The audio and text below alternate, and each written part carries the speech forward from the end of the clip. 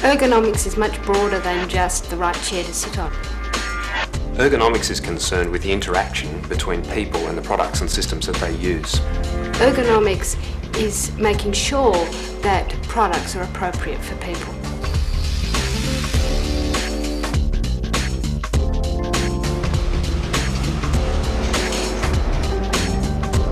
All around us we see things that people have designed to make our life simpler, more productive, more comfortable. And yet sometimes we find ourselves complaining about things like the microwave that's difficult to figure out, the shears that are hard to cut with, or the seat that doesn't fit our bodies. Ergonomics aims to solve these kinds of problems. Named after the Greek words ergo and nomos, meaning the natural laws of work, ergonomics is about matching products and tasks with people. Ergonomics is a relatively new concept. In the early days of industrialisation, getting the job done was more important than the well-being of the worker. Around the 1940s, people began to realise that work could be done more efficiently if the equipment was easier and safer to use. The science of ergonomics was born. A key part of ergonomics is the usability of the systems we use. So when we come up to a product or system, we need to know what to do. We need to know that it fits us physically and will efficiently get the results we want. Ergonomist will configure the whole system so it works for the range of people that are going to use it, whether they're children, adults, whomever.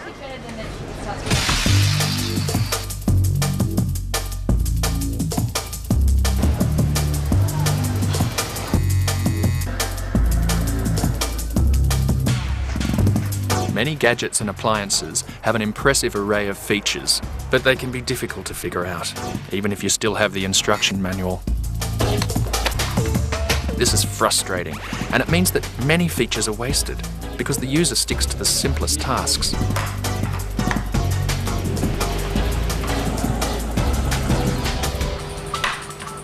To make things understandable, we need to consider the way people think and interpret the information. This can be as simple as using red for stop and green for go, because that's what people are used to.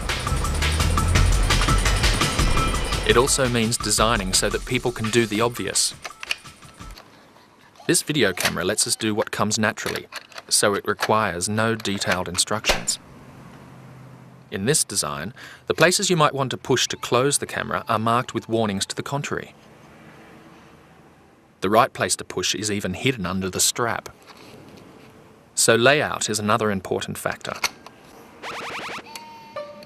On this stove, it's fairly simple to relate the layout of the controls to the layout of the hot plates.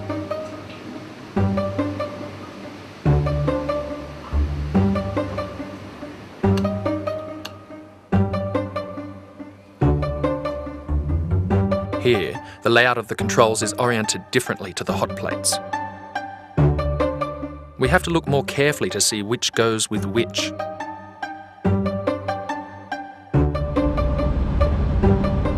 In the control room of a power plant or on the bridge of a container ship, there's simply no room for confusion. The signals and warnings must be easy to see and interpret, or the consequences could be disastrous.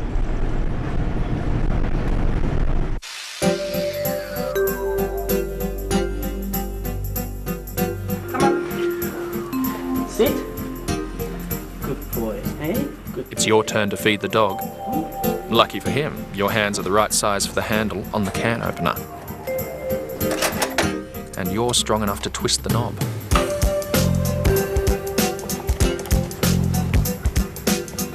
But if it was your little sister's turn, or your granddad's, the dog may well be hoping for the day that you're back on the roster. The physical fit between us and our man-made environment affects us all the time. How well do our clothes fit the size and shape of our bodies? How comfortable is our furniture? Why are some things easier to grip and handle than others?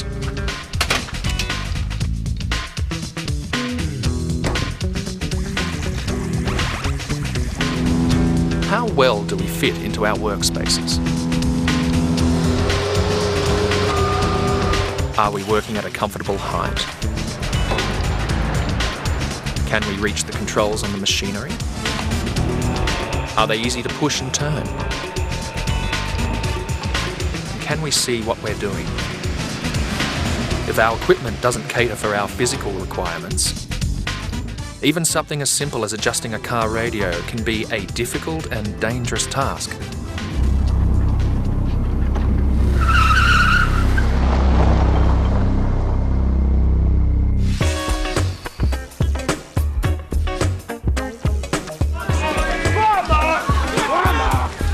In order to match people physically with the products and work systems they use, we need information about people's characteristics. This information comes from the field of anthropometry. The word anthropometry comes from the Greek words anthropo and metrikos, meaning the measurement of humans.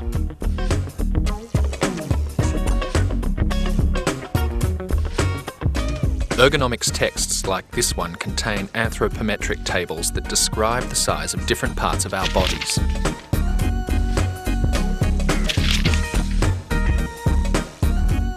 We might be interested in height if we're designing a doorway.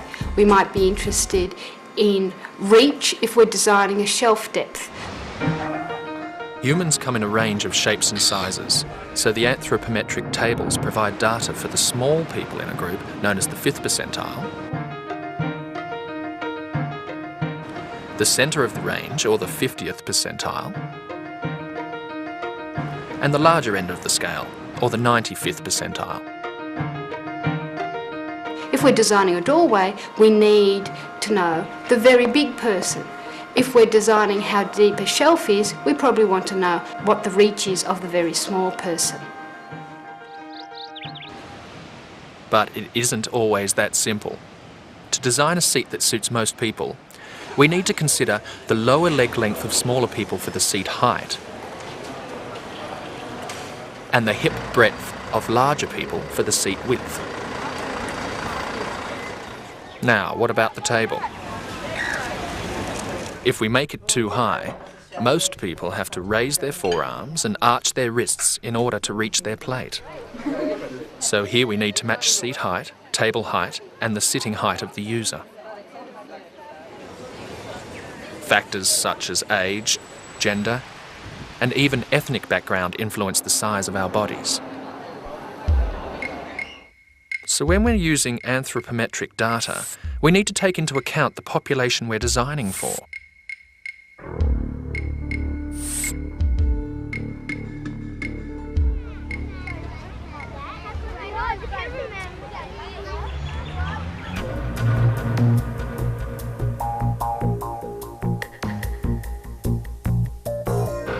Whenever we handle objects or equipment, we need to use a certain amount of force. To find out how much force people can comfortably exert in different situations, designers need information about the biomechanics of the human body. Say we're designing a pedal mechanism. We need data that tell us how hard people can push with their legs at different angles. For a knob or handle, we can look up how people's turning strength is affected by the handle diameter. The handles on tools are designed to be used with a neutral wrist position, as shown here, because this gives us maximum grip strength and comfort. But even the best designs can't compensate for the way people use a product. These awkward postures reduce our strength and increase the risk of injury.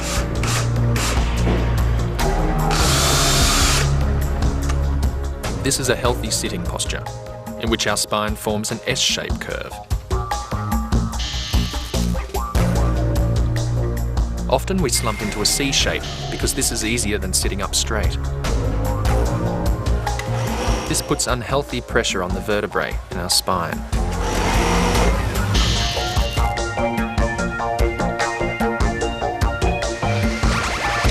But even if we are conscious of our posture, we eventually get tired. This is because the human body is not designed for maintaining a fixed position or for performing repetitive tasks. The way to overcome this problem is by taking regular breaks.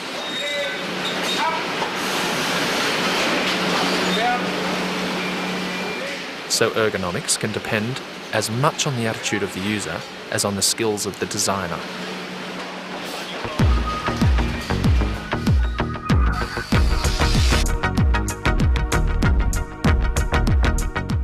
In designing new products, we need to use ergonomics to make sure we get the right result, that we get products and systems that work for people in the way they expect.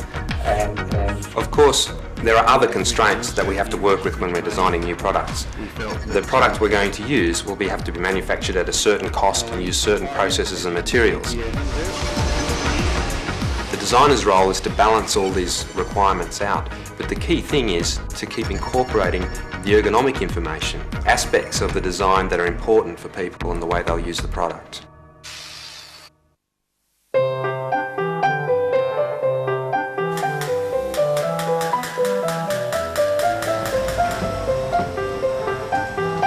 These products look fairly simple, but they pose quite a challenge in terms of ergonomic design because they have to suit many different people. This is more than just a can opener. This is part of a food storage and preparation system. The range of people that might use a can opener can be very broad. The question is, can one solution that's not adjustable fit every situation and do the best job possible? This model is familiar to many people, but it requires considerable strength on the handle to grip and puncture the can, and strength in the fingers to drag the blade through the metal. But how much strength can we expect the user to have? The source of that information might be a data book like this. Body space here will tell us something about grip strength. So ergonomists have done research about the strength of people gripping things, but what about that twisting action? I'm not aware of anthropometric data or ergonomics data that will give us that information about how hard people can twist a wing nut like this. For this we might have to do some testing. People who've done this have come up with alternatives to this. This model has large handles that are easier to grip and a gear system and rotary blade that cuts the can more easily. That means a bigger range of people can do the job. That's design. That's good design. Now, what about understandability? Here's another similar can opener. We'll have the black and the white. Same sort of product, same configuration, nicely styled. There's been a designer involved here. If I try to use this can opener in the same way I would expect to use this one, I'll be making a mistake. I'll get frustrated and I won't get the can open because it operates a different way. In this case, the packaging is also providing some information that's going to be useful to the user. The package also carries a warning because this can opener removes the whole lid, leaving a sharp edge that's not immediately obvious. One has to ask though, what happens when the packaging is thrown away and we're just left with this in the top drawer of the kitchen?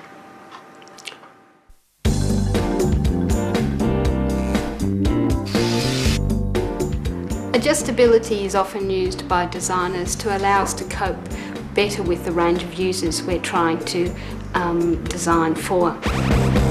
This is more important in some situations than others.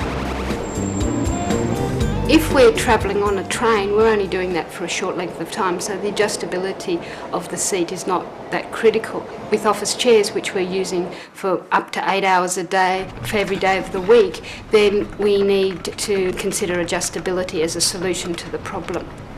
Also in offices, people change workstations quite regularly, so the one set of furniture might be used by many people. If the height of the desk is fixed, and usually it is, we need to adjust the seat height to suit the height of the work surface. If we're typing, we need an angle of around 90 degrees at the elbow, the most comfortable position for our forearms. this seat height is too high for our lower leg, we can tilt the seat forward to relieve pressure under our thighs. And if we're still not comfortable, we can use a footrest to adjust the height of the floor.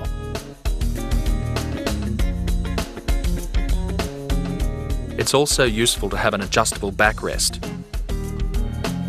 Correctly positioned, the backrest helps us to maintain a healthy spinal curve when we lean back in the seat. By introducing extra components, adjustability often increases cost. In this luxury car, the electronically controlled driver's seat and steering column can be adjusted in various ways.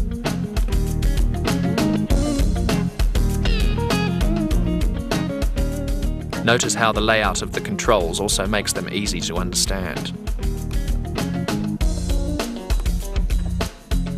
And for the ultimate in convenience, different users can set their favourite position. These features make for a comfortable ride, but they come with a hefty price tag.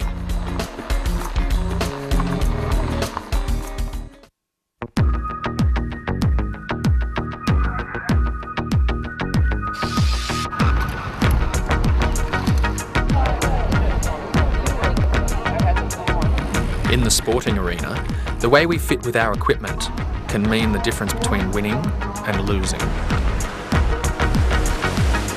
This was the inspiration for a new type of cycle shoe designed by former triathlete Ian Beryl. The idea behind this project was to have a look at the task of triathlon, in particular the transition system between swimming and the ride leg.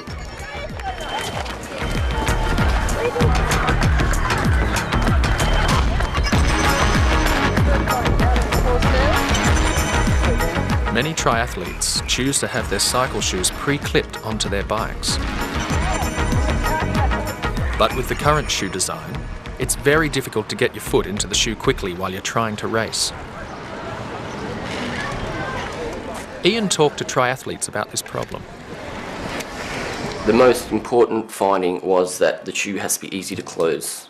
When you come out of the transition system, you're tired because you've been swimming. When you're tired, you don't think as straight. The task of doing up the Velcro strap, putting your foot in, becomes much harder than you think it should be. Ian then came up with several alternative design options. This is a prototype of the design that offered the best combination of ergonomics, manufacturability, and high-tech good looks. As per the current triathlon system, the shoe is pre-clipped onto the bike pedal. The difference in this system is that you can put your foot straight in the shoe. As it hangs like this, quite an easy task. The way this is possible is through these cables.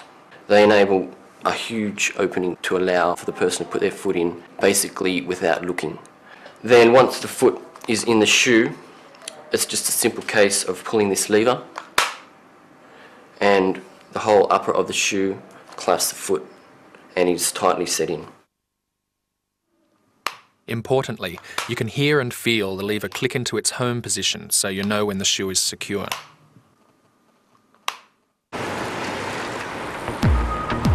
Another issue is one of fit. In doing up the Velcro strap, riders can make their shoes too tight or too loose. This creates discomfort which can slow the riders down. With this shoe, it contains 3 Velcro straps. Before the race, you put your foot in the shoe, you do up the 3 straps to the exact tension that you require, and then when you do shoe up in the race, it'll close to that exact tension. Ian's shoe certainly looks like a promising solution. Now he faces the challenge of finding a backer who will help take his design from prototype to product.